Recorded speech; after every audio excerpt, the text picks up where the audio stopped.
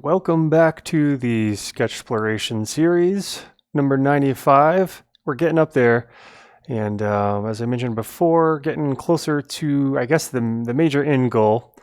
Without further ado, I wanted to, take one of these old sketches and use it as a starting point, and also bring in some racks. That seems to have been kind of a fun formula in the past. Let's go ahead and save this back over our number 95. I can already hear some kind of noise coming through there.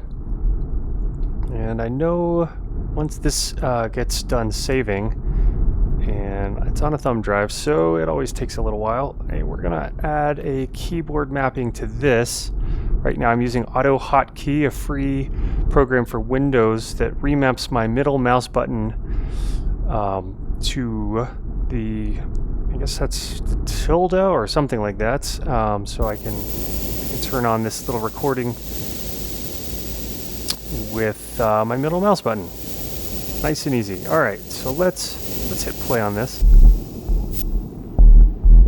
And I'm gonna hit Shift Space to sort of stop it mid sentence or in the middle of all the automations. And speaking of, I'm going to just double check in here what is actually going on automation wise. Looks like we've got a lot of modulation. It's interesting. Some sketches I spend more time just mostly using modulation over. It looks like this one we've got the blue is the modulation, the red and blue means both modulation and automation. Both are good for different things and good in different contexts. And I spent a lot of time thinking about, when to use one versus the other, and it's kind of a matter of personal preference. I really like modulations, the blue, to, have inside the clip. So like when you're over here and you're cutting things up and moving around, those modulations very, very easily stay within the clip, whereas there's automations that have their own lanes, and unless you've got this thing set off basically like this, you're going to lose, much easier lose the automations linked up with the clips. There's just so many little nuances. It's good to really learn those systems, honestly. As you've seen in the past, the automation is the most powerful tool next to the effects themselves, if you ask me. So I love to use both automation and modulation in tandem. To me, it's like peanut butter and jelly, bread and butter, yin and yang, all that good stuff. Okay, I am off on a tangent again. Doing a lot of that lately. Apologize. Maybe the next iteration, if I do these sketches again, to 101 to 200, I'll not speak the whole time. I'll just make them more of a silent sketching, which to me is so much easier, and I actually feel like I do much better work when I'm not having to spend time thinking about what I'm going to have to say or what I'm doing. It is actually easier said than done. I think some people it probably comes naturally. For me, that is not the case, but I will say after doing this 95 times, I have certainly gotten much better at it and learned a thing or two about stretching out the vocal cords beforehand. There was one sketch, I think my whole face was sore for like several days afterwards. I don't know what I did. I had like strained something while speaking about what I was doing, which is silly. It's silly, but that just goes to show I spent much more time listening, not as much time speaking. But when you're doing sound designs, kind of like this combination so far, when you're doing sound designs, you need to spend more time speaking than talking about it, honestly. It makes sense. All right, let's move this rack. This is a very old one of the original big beastly multi-racks that I made. I first started to explore the ideas of creating just these behemoths of effects, always with the vinyl distortion crackle to start. This one's got a gate, so only when you can see the crackles coming through, you've got like this main bass noise crunch layer and then these occasional spikes. So this gate only sends the audio through when these little spikes hit. It's very, very much tuned specifically. And then we're sending those occasional spikes through a series of resonators. The auto filter is set to one of these other than clean. All of these others, when you push the resonation up, like to 99%, between 99 and 100%, you will get subtle feedbacks or tones that pop out. You can also do this with an EQ8 by taking multiple bands and just all pushing them up at the same frequency. But I found the auto filter works best, plus has these nice little LFOs. Really wish they would expand this section. Could use a whole lot more options here. Anyway, I'll just, I'm not going to explain every little tidbit of that and just let you get in there if you want. Move things around. Alright, so let's try some of these other... Well, that's pretty...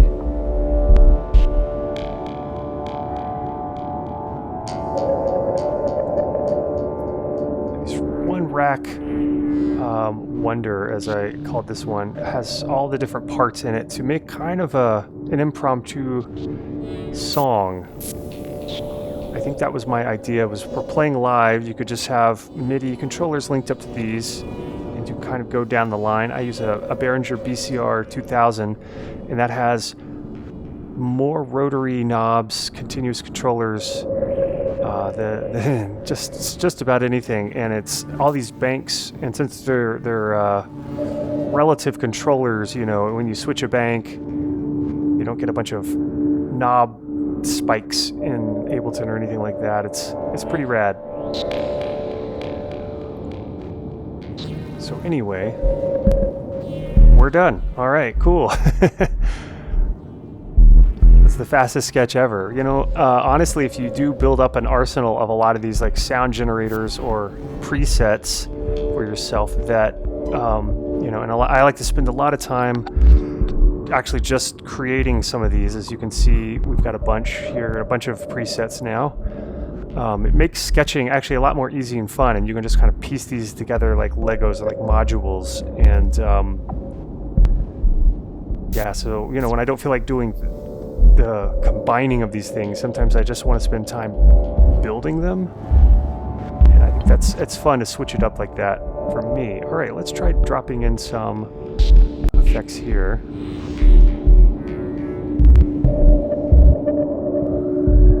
And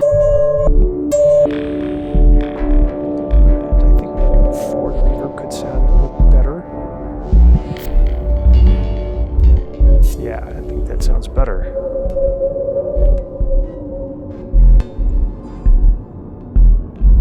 Carpless strong, types of tight reverb with high resonation feedback.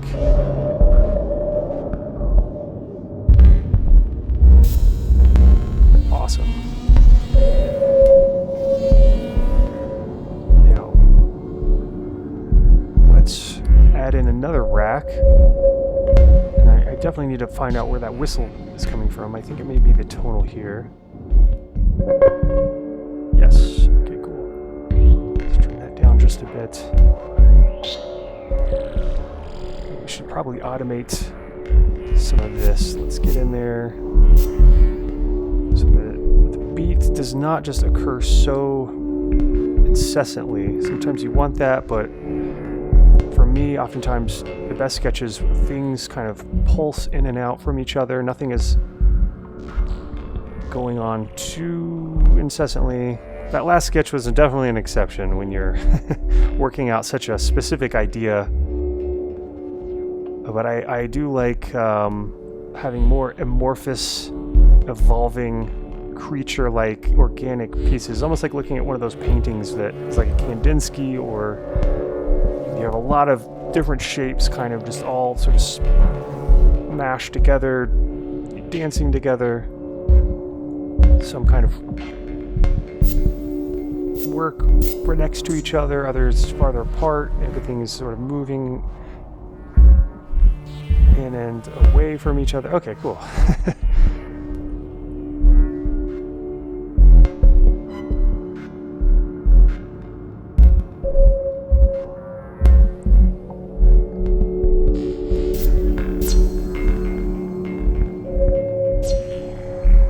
Not bad, not bad. But yeah, I have put well, these racks anyway. I mean, this one is now as a part of this sketch, you know, but all these are in here for you to play with, experiment with. I highly encourage people to get in there and remix this stuff for their own musical purposes, or just study it, try to build your own, or just delete it. I would like to think there's something interesting going on in all of this as far as generative stuff goes, and generative, as we know, is always fun and interesting because it changes so much, and you can listen to it for, if you do it right, listen to it for hours as you're working through a song, and it doesn't usually get old as quick, which really, really helps the process, honestly. Let's see.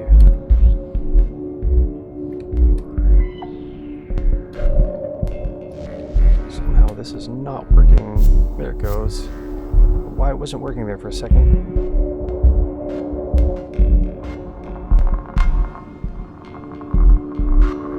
And I believe just building up this one rack here from the old impromptu sketches, if I remember, took about an hour.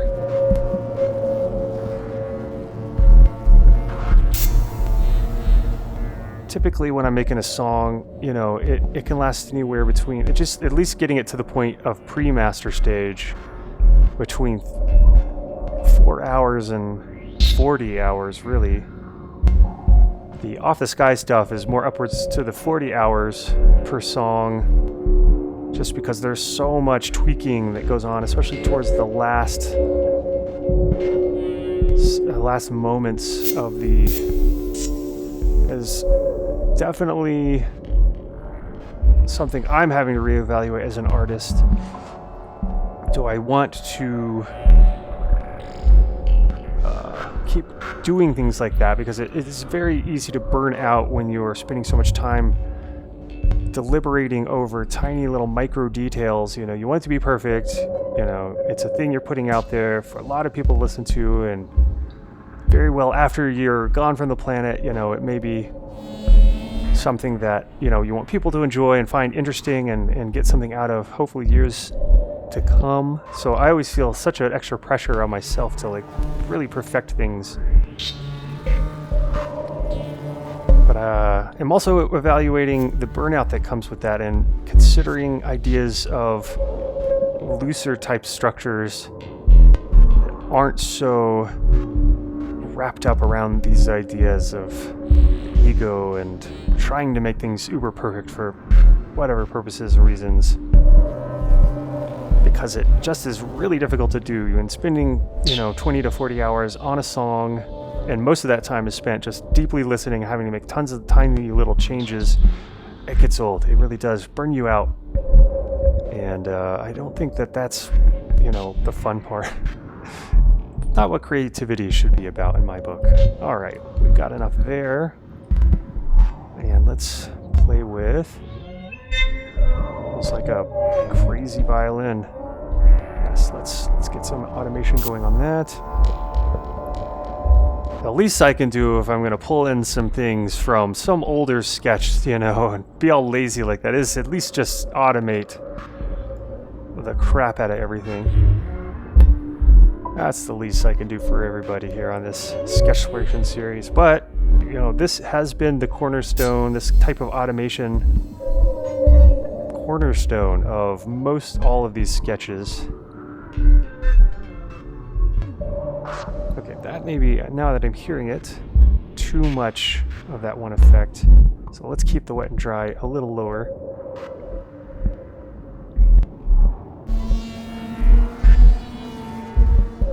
I really wish Ableton had the feature of being able to view the CPU usage per rack, because then I could see, but I'm pretty sure this one is very low usage. This one is definitely high usage, because each of these, you know, if we were to build this smarter, we would have each one of these separated on its own MIDI track, and therefore the cores of the computer would be getting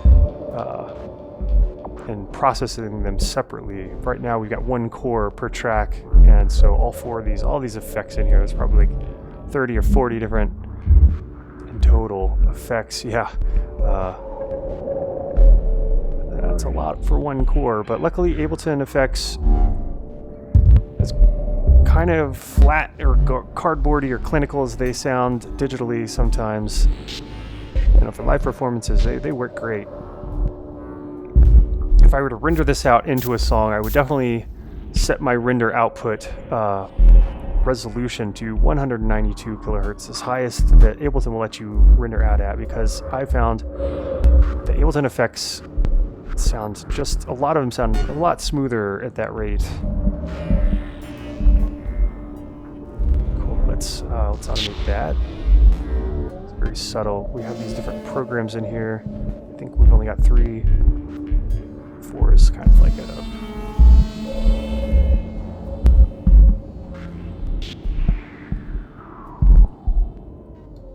alright. I think I needed to prepare this one first. So what we can do is let's clean that up and just duplicate it, and we'll copy sections just to break it up. We could do things like drag this and reverse it. Copy over that, and now we'll clean that up again. So cool. We'll have a quick look inside of here.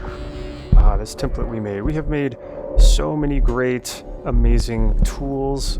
I have learned so much during this sketch series, and you know, I've been doing audio stuff since '99 when I started messing around with Buzz and Fruity Loops back then, doing silly experiments with sound designs, and honestly I have learned so much from this sketch series, and I'm thinking, you know what, I don't ever want to stop learning. I think if I ever stop learning, things are going to get really boring in life. Life is going to get hard because it's going to be real boring. Alright, let's switch to automation mode, and let's, whoops, getting my hotkeys confused. Okay, cool. Now,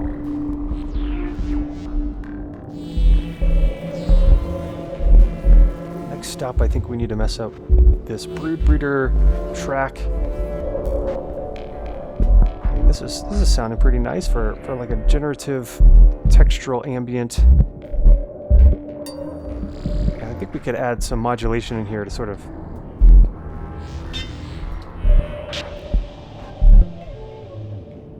go in tandem with our automation. So we've got this sort of moving the volume along, and then this one is adding more sharper curves.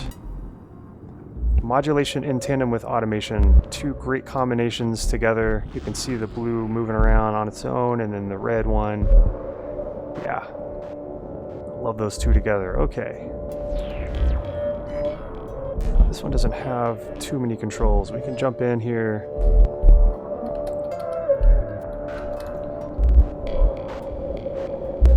And mess with a lot of the effects inside of here if we want.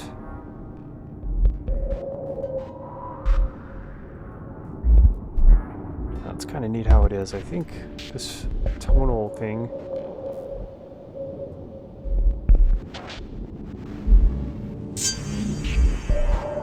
maybe needs some kind of like slow rise LFO.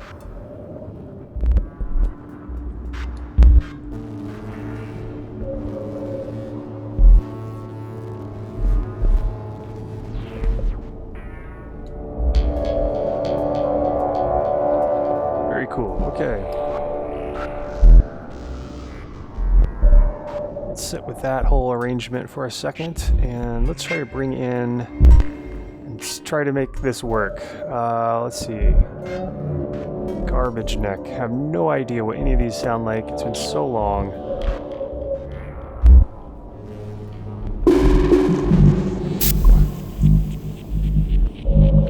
really starting to push the limits. I try to keep these around, 50%, but in the past, definitely has not been the case. So what do we got here? This sounds like a bit of a hi-hat. I think I'm going to pull this reverb out here. Let's get those in. Not sure what to call this yet. It's kind of making me have images of a horizon. Horizon line.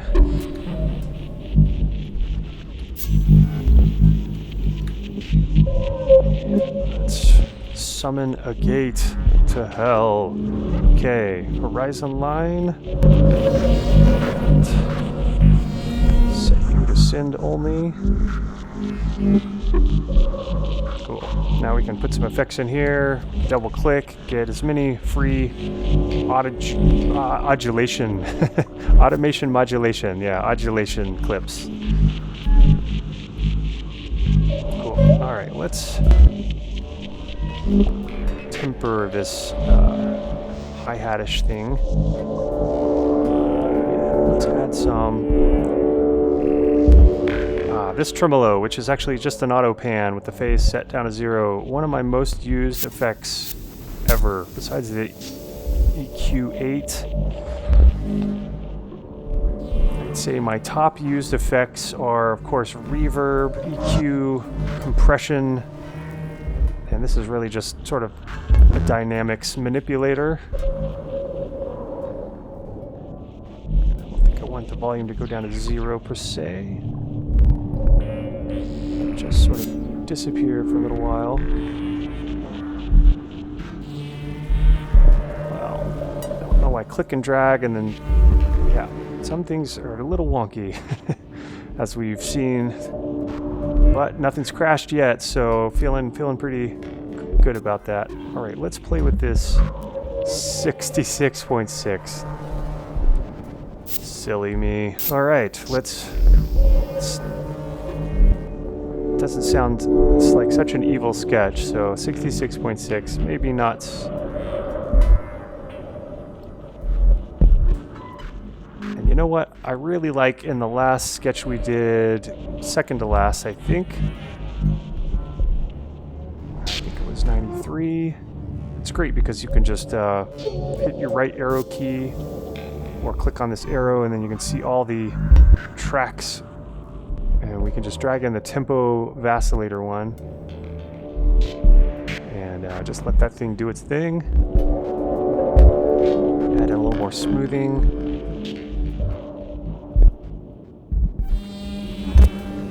I like that. Yeah, some subtle tempo oscillation.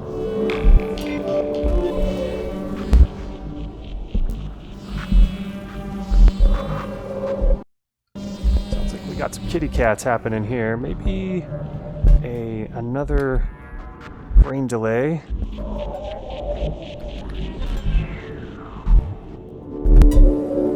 Pitched way down. And let's get this reverb out. In fact, we've got a lot of reverbs here, and I think we can just put one on this master effects channel. We'll leave this one in there because we've got some automations happening.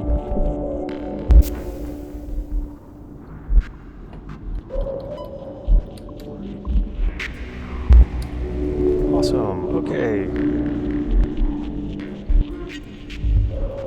can try to get like a little solo-y thing or just some single notes playing out.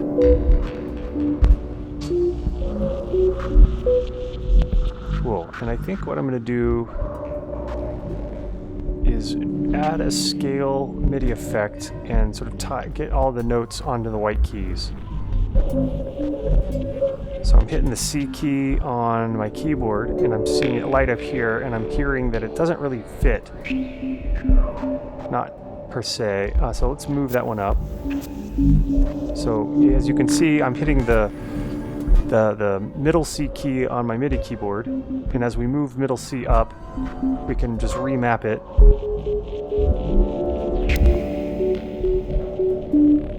Cool, now I'm going to hit the black keys. So let's do the white key there.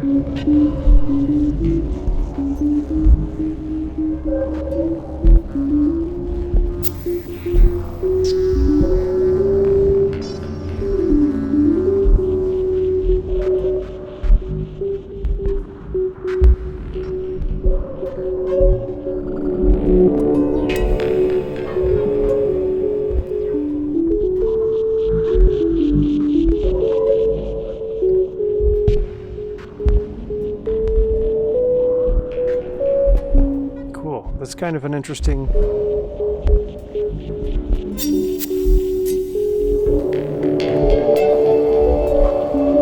So now I'm just hitting all the white keys in an octave. The scale is super powerful, and we could move it up. 1, 2, 3, 4, 5, 6, 7. So a fifth. And that still kind of works, weirdly.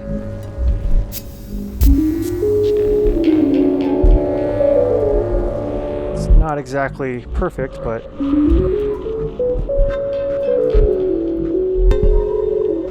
Alright, so let's get some tail going. And... I think we can just play some notes here randomly and add a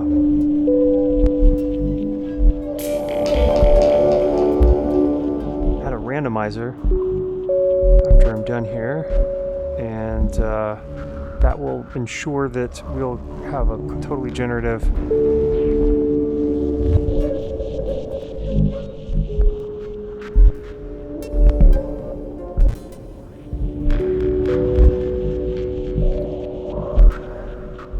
generative set of notes instead of the exact same things happening. We could automate this random effect on and off so we can get some of our original notes. So that's what I'll do. I'll just have a little some off moments.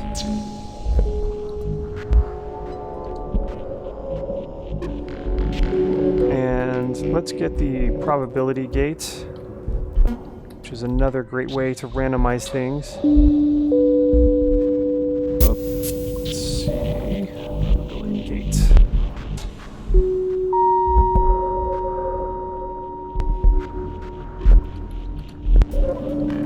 I do believe we have one here. This one, I'm going to save just in case. I'm pretty sure we've never had a crash with this particular max patch. Knowing which patches are potentially crashy not is so much work. It sucks. I hope one day that they can figure out a way to make max patches when you pull them in and they crash, they don't bring the whole system down, they just disable or something, or you get a pop-up that says such and such just crashed. Would you like to reload? Or that would be, and same with plugins. I feel like every DAW now should just do that instead of crashing the entire thing. That's such a... I digress. Alright, let's see. Collections. Okay, so that's not the right one. I think we wanted this one. This is the one that is in our actual... So if I hover over it, you can see down here the location, and I just want to make sure it's on the R drive where we're keeping all of our... Okay, cool. So that way when you open it up, you don't get the whole missing file thing. Cool.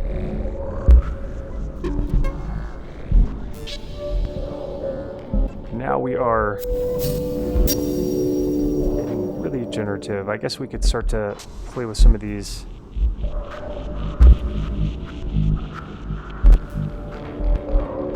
effects, parameters. Maybe we'll bring this up just a bit so we can turn it off for now so we can actually hear. Okay, cool. I like that, the way analog sounds when you mess with that. It's kind of almost got a little bend to it. It's kind of got a fun retro bend. Now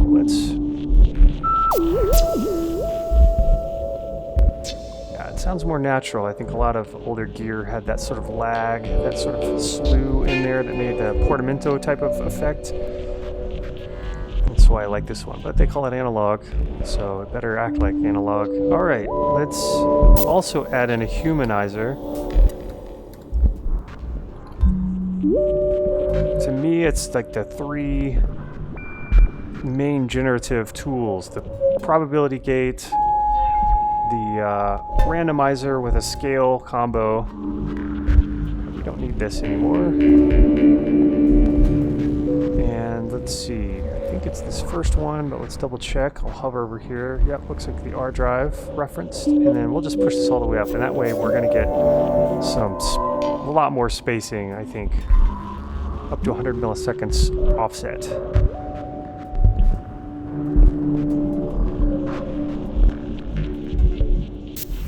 Alright, let's pull in one of my favorite effects patches we've made here.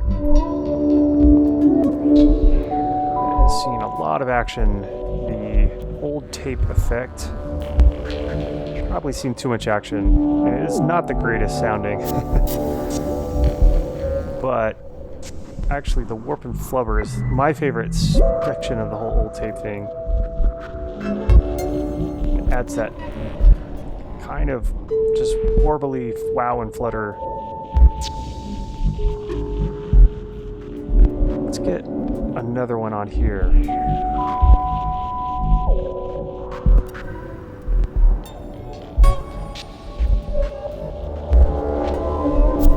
Awesome.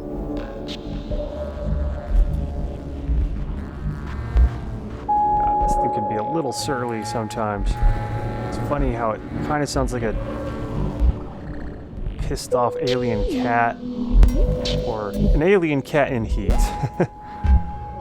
So maybe it's this, but it's all doing its thing generatively, so that's the only, one of the few only drawbacks of generative stuff is trying to pinpoint problems and fix them.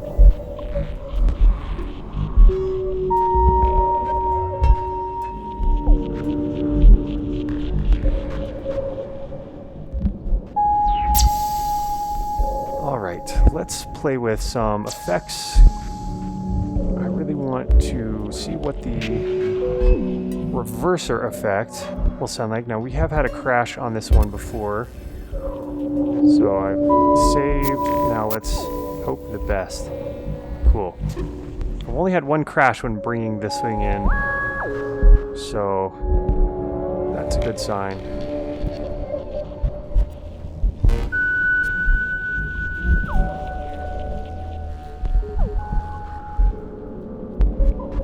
Let's play with the length. I think we want maybe a little bit more than that. And maybe we'll make this 80. I guess it only goes up to 50, but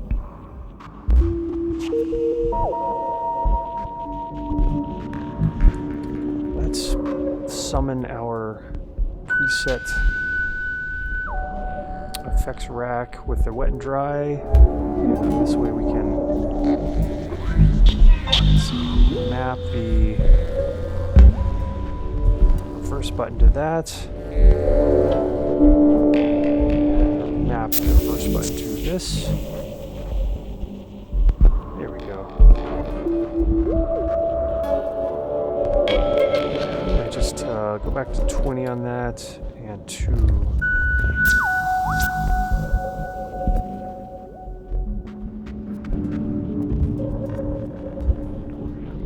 Automate this.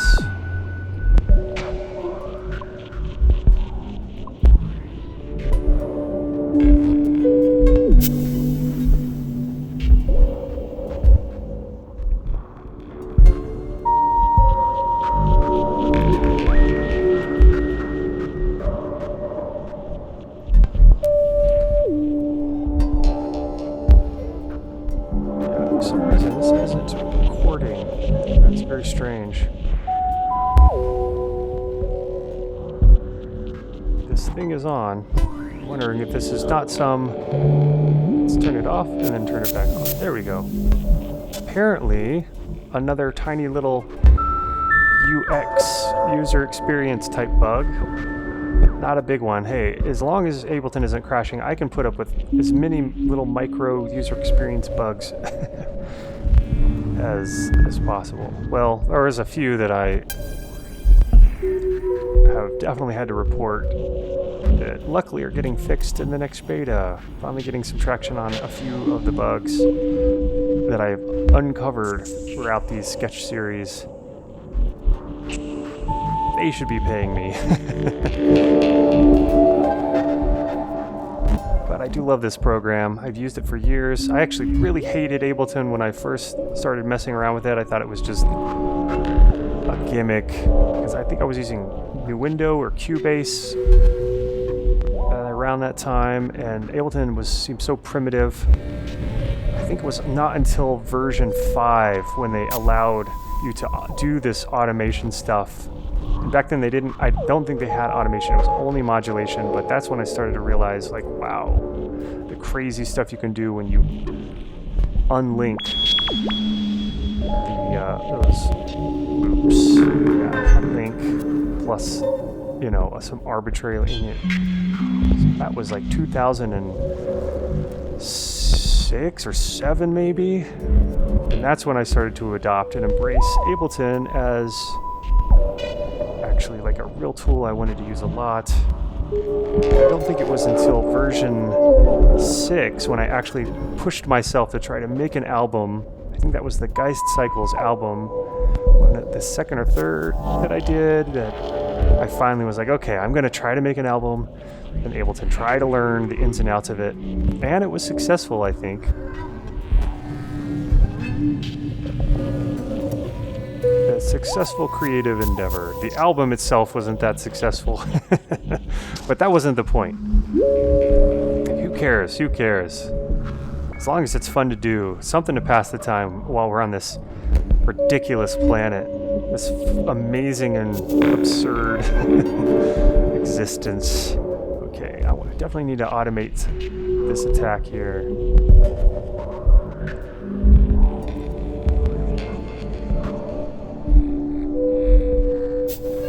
I do think that's partly why I love to do this kind of stuff, is it helps, it's a definitely escapist mentality for me.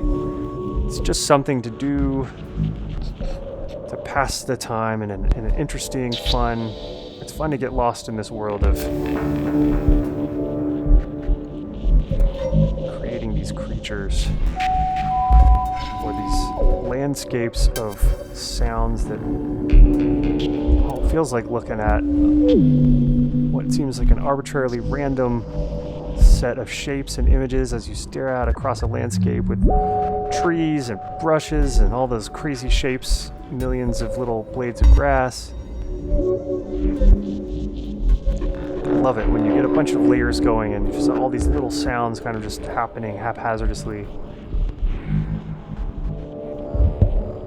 I think very early on I was a sucker for details like that, just looking at like a scene and just taking in all these little details.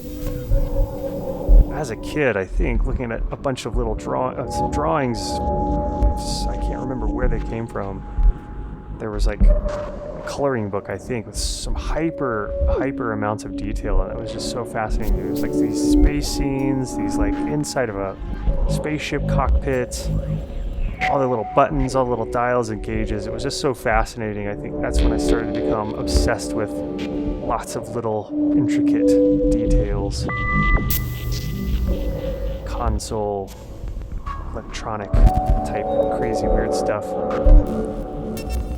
So trying to reproduce some of that stuff sonically, you know, I think we got some success here on this sketchsploration series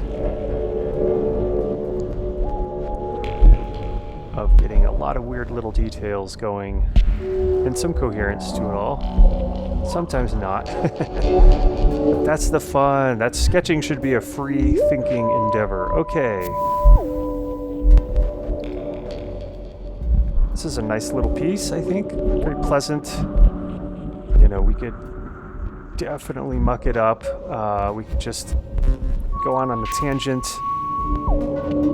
and add in some of these crazy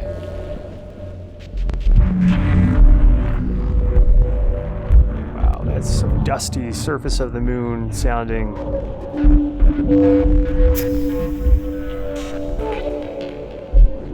Kind of like a little bit of that. Yeah, let's add some automation there. Actually, let's prepare the automation.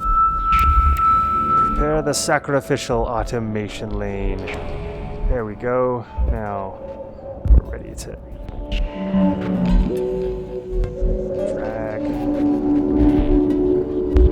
create.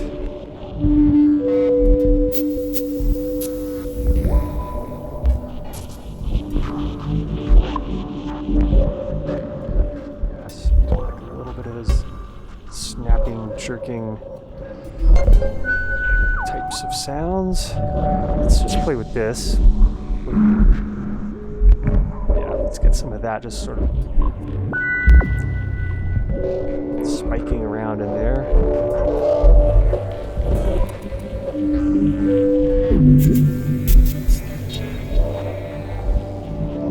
Cool, okay.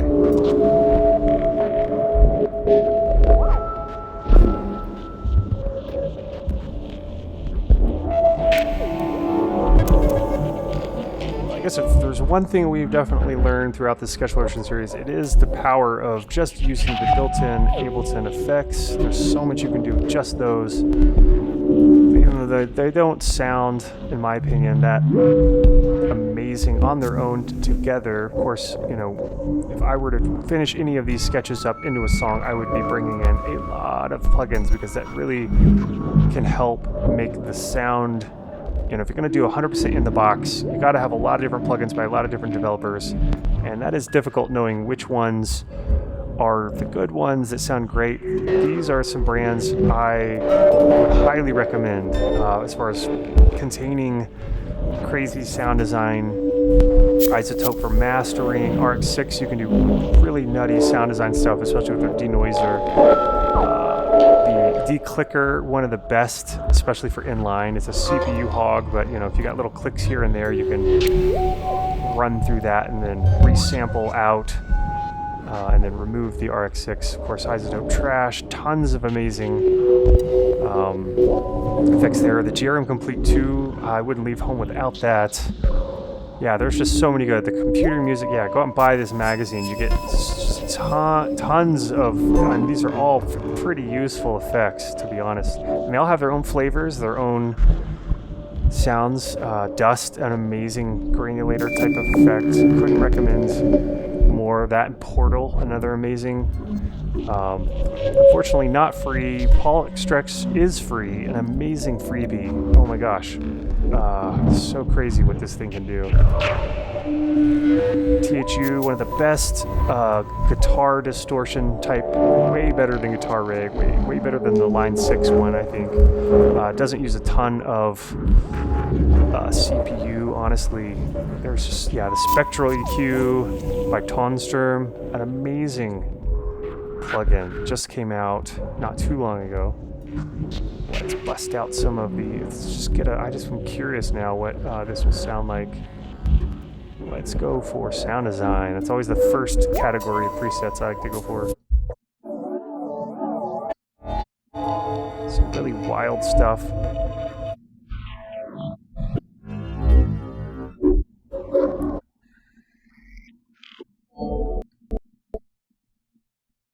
Oh, hey, maybe just found a bug in there. And voila, we're back. Okay, so I removed that plugin, obviously. Haven't messed enough around with it to find it 100% safe, but I guess that's just part of the bane and the boon of doing this kind of free impromptu sketching is, you know what, you never know when you're going to hit one of those crappy bugs. But anyway, so yeah, I think we're good on this sketch, and you know, until next time, as always, keep it weird, keep it fun, just keep making yourself try new things, and yeah.